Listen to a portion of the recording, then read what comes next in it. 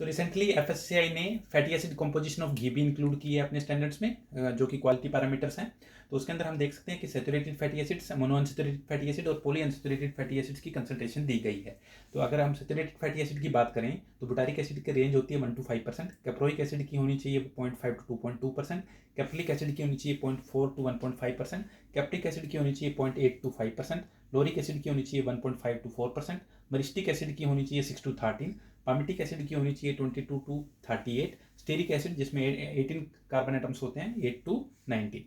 उसी तरह से मोनोअनसैचुरेटेड फैटी एसिड की बात करें तो पामिटोलिक एसिड है जिसमें 16 कार्बन एटम्स होते हैं और हमारा एक डबल बॉन्ड होता है, वो भी 9th पोजीशन पे। तो उसकी जो कंसंट्रेशन होनी चाहिए 0.9 से 2.8 के बीच में होनी चाहिए। उसी तरह से ओलिक एसिड जिसमें 18 कार्बन एटम्स होते हैं और एक डबल बॉन्ड होता है 9th पोजीशन पे, और उसकी जो रेंज होनी चाहिए 19 to 32% होनी चाहिए।